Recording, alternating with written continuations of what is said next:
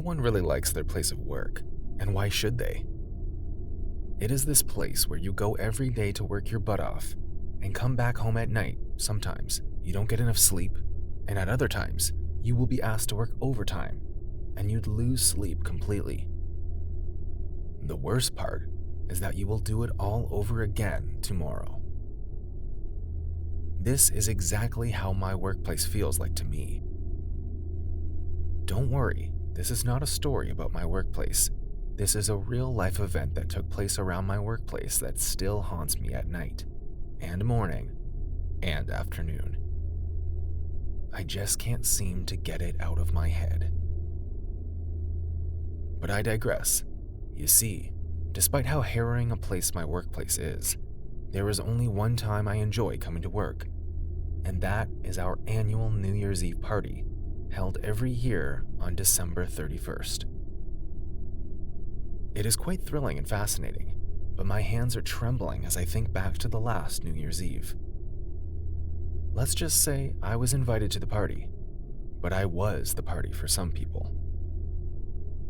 Do you ever think how you feel like you know some people, but you actually don't?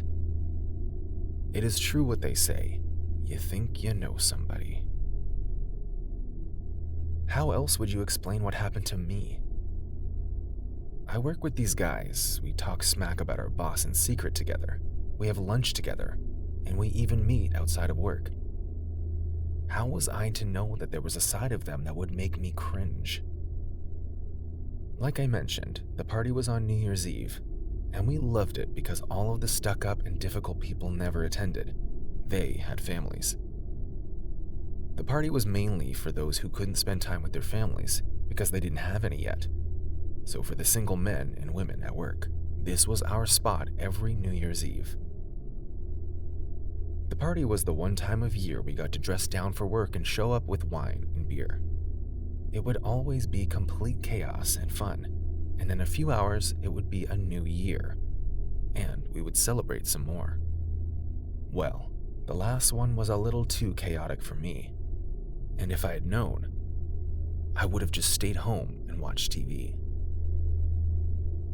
As I prepared for the party that night, I had a bad feeling. There were signs everywhere, and I don't know why I ignored them all.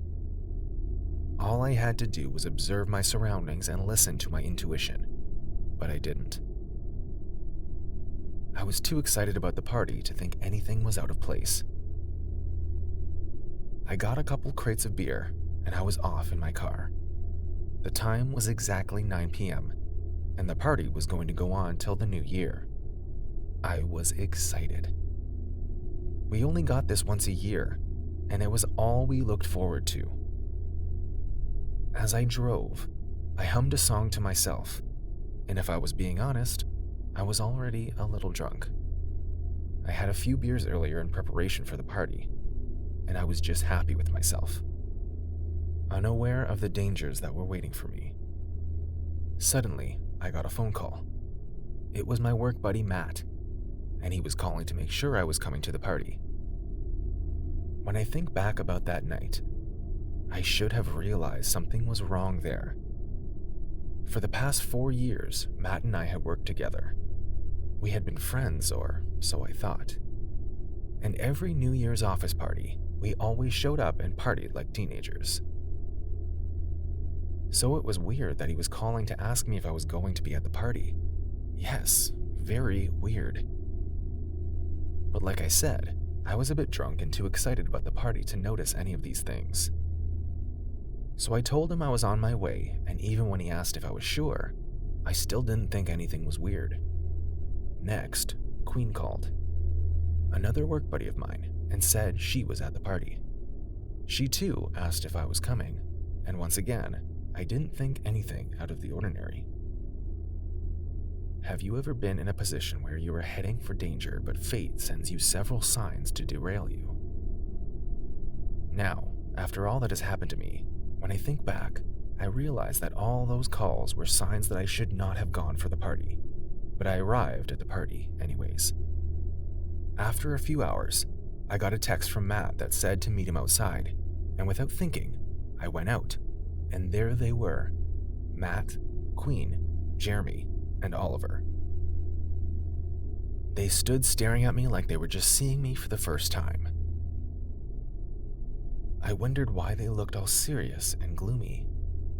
None of them said anything, they just stared at me until Matt spoke. "Get in the car," he said sharply. As soon as he said it, the rest got into the car and they held the door open. I had so many questions. Why did they all look so somber?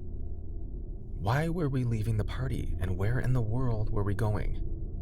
But again, instead of asking all these questions, I decided to get into the car with them, and Matt drove off as soon as I got in. My eyes were a bit tired and I was a little tipsy, but I was still sober enough to know at this point that something was wrong. The roads were mostly empty, and it was almost midnight. Why was Matt driving so fast? I asked them what was going on, but nobody responded. It was the beginning of my nightmare, and I was just starting to realize it. I rubbed my eyes in an effort to get sober again, and my senses were coming back to me. "Matt?" I said as I tapped him on the shoulder, but Queen held my hand and gave me a weird demonic-looking smile. "Matt is driving," she said. Now I knew something was wrong. All of them were staring at me like a rat they wanted to use for an experiment. I did not know where we were going, but I needed to get out. I tried to open the door, but it was locked, and the rest pounced on me, trying to get me to stay still. I looked back at them and had never been more scared in my life. They were no longer human. Queen suddenly had horns and her teeth were long and brown and crooked. The rest of her looked the same, and they all seemed like they were coming for me. I was sure that I was not tipsy anymore. All I was seeing was real. I kicked against the window glass so I could get out, and Matt tried to grab me from the front when he lost control of the vehicle and we crashed into a pole. I think I blacked out for a few moments, and when I woke up, I was alone in the car. I paused and tried to remember what happened, and it all came to me. I found my way out of the car and glanced at my watch. It was 11:40 p.m., almost midnight. I wanted to call for help when I saw them staring at me again. I have no idea where they appeared from, but the people who I had called my friends, who I had worked with, were standing together and staring at me in their true forms. They looked scaly and taller than average. Each of them had horns like that of a cow, and their fingers were not fingers at all, but claws. "Get him. We must complete the sacrifice before midnight," the demon who used to be Matt said.